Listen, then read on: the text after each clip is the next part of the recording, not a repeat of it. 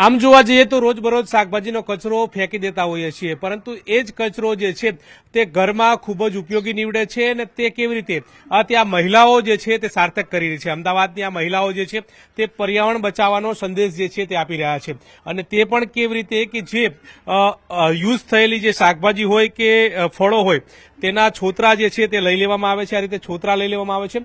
ત્યારબાદ તેની સાથે જે દેશી ગોળ જે છે તેનું મિશ્રણ કરવામાં આવે છે અને તેને પાણી એડ કરીને આ પ્રકારનું એક મિશ્રણ બનાવવામાં આવે છે અને જે ત્યારબાદ જે મિશ્રણ જે છે તે કપડાં ધોવાના લિક્વિડ તરીકે, ઘર સફાઈ માટે, તદુપરાંત વાસણ સફાઈ માટે આ પ્રકારનું જે કામ જે છે તે લિક્વિડ કરે છે. એટલે કે બહારથી લિક્વિડ લાવવાની નોબત જે છે તે આવતી નથી ને આ પ્રકારનું લિક્વિડ જે છે તે બહેનો બનાવી રહ્યા છે અને આના થકી વેસ્ટમાંથી બેસ્ટ બનાવી રહ્યા છે. સાથે સાથે પર્યાવરણ બચાવવાનો સંદેશ આપી રહ્યા છે. આપણી સાથે મહિલાઓ પણ છે, તેમની સાથે વાત કરીશું. આ એકચ્યુઅલી કેવી રીતે બને છે, કેટલા દિવસની સાયકલ હોય છે, આનાથી ફાયદો શું? હા, નમસ્કાર ભાઈ.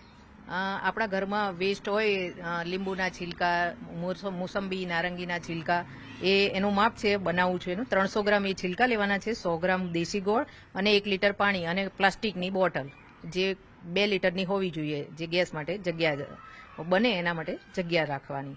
બસ આ ત્રણેય બોટલમાં ભરી દેવાનું છે અને બોટલ હવાચુસ્ત હોવી જોઈએ અને 3 મહિના માટે સ્ટીકર લગાવીને મૂકી દેવાનું. 3 મહિના માટે એને ફર્મેન્ટેશન થશે અને લિક્વિડ તૈયાર થતા એને 3 મહિના લાગશે શરૂઆતમાં. થાઈલેન્ડના મહિલાએ આ પ્રયોગ કરેલો અને એમને 40 વર્ષ સુધી એનો અભ્યાસ કર્યો અને આ તારણ મેળવ્યું અને એના ઉપરથી અમે આ બનાવવાનું શરૂ કર્યું અને એના ઘણા બધા ઉપયોગ છે. અને દિવસમાં 2 કે 3 વાર શરૂઆતમાં 15 દિવસ સુધી તમારે ઢક્કનના 1-2 વડ ખોલી અને ગેસ નીકાળવો પડે છે, પછી વાંધો નથી આવતો. એ ખોલવાનું ઢાંકણ બિલકુલ બી નહીં, જોવાનું બી નહીં. અંદર કંઈ સફેદ ફૂગ જેવું લાગે તો ગોળનો ટુકડો નાખી દેવાનો અને 3 મહિને પ્રોસેસ થઈને આ લિક્વિડ બની જાય છે અને છાંયડામાં આ બોટલ રાખવાની. આ લિક્વિડ ક્યાં ક્યાં કામ લાગે છે, કઈ કઈ વસ્તુના ઉપયોગ માટે લઈ શકાય છે?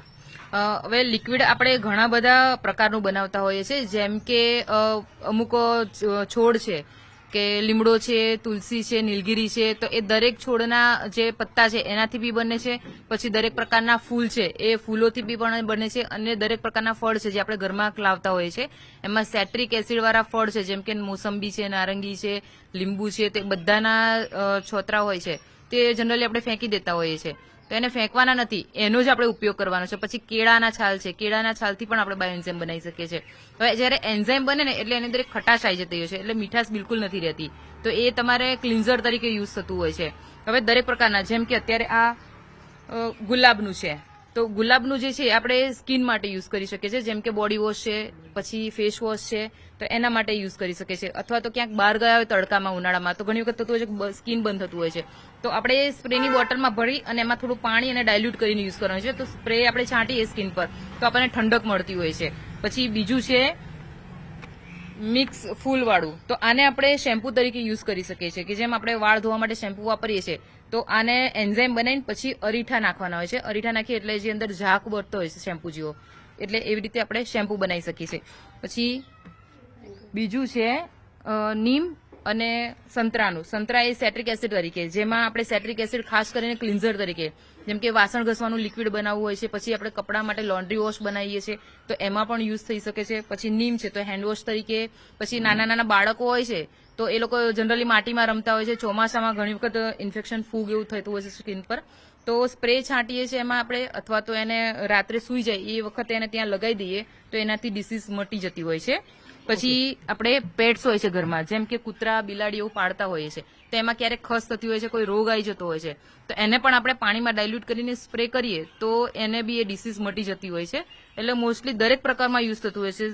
તો દરેક પ્રકારની અંદર આ જે એન્ઝાઇમ તૈયાર થાય છે તે બનતું હોય છે.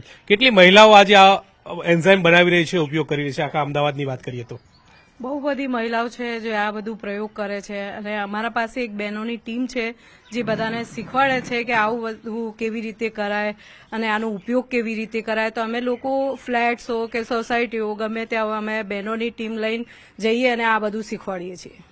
શું કહેશો, આ પર્યાવરણ માટે કેટલું ઉપયોગી છે, થઈ છે? પર્યાવરણ માટે આ જે એના જે બેક્ટેરિયા છે, ખરાબ બેક્ટેરિયા છે એ નાશ પામે છે અને જે સારા બેક્ટેરિયા છે એનો નાશ થતો નથી. બાકી જનરલી આપણે બીજી વિલાયતી પ્રોડક્ટ વાપરીએ છીએ તો એના અંદર તો બંને ખરાબ ને સારા બે બેક્ટેરિયા નાશ પામે છે, પણ આના અંદર ખરાબ જ બેક્ટેરિયા નાશ પામે છે, સારા બેક્ટેરિયા નાશ પામતા નથી. એનો ફાયદો એ છે અને પર્યાવરણ વિશે મતલબ આ જે શાકભાજીના ફળ ને એ બધું આપણે જનરલી તો નાખી જ દેતા હોય છે, તો આનો ઉપયોગ બી થાય છે અને આનો બચાવ બી બહુ સરસ છે. ચોક્કસથી તો પર્યાવરણ પણ બચે છે, સાથે સાથે જે અન્ય એસિડિક પદાર્થો લાવવા પડે છે અને તેને સફાઈ માટે ઉપયોગ કરવા પડે છે તે પણ ન કરી શકાય અને તેના કારણે આ એન્ઝાઇમ જાતે બનાવી શકાય છે અને જાતે બનાવેલા એન્ઝાઇમ જે છે તેના થકી એક પર્યાવરણનું રક્ષણ પણ થાય છે અને સાથે સાથે જે વેસ્ટ જે છે તે વેસ્ટ જે છે તે લોકો સુધી એટલે કે મોટી સંખ્યામાં જે પહોંચતું હોય છે તે પણ દૂર થતું હોય છે અને આ પ્રકારનો એક અનોખો સંદેશ આપી રહ્યા છે અને એક મહિલા નહીં પરંતુ આવી અનેક મહિલાઓ જે છે તે જોડી રહ્યા છે અને લોકોને પોતાના જે પર્યાવરણ કેવી રીતે બચે અને સાથે સાથે વેસ્ટમાંથી બેસ્ટ કેવી રીતે બનાવી શકાય તે પ્રકારનો સંદેશ પણ આપી રહ્યા છે. હરીશ શર્મા સાથે ગૌતમ શ્રીમાળી, ન્યૂઝ 18 ગુજરાતી, અમદાવાદ.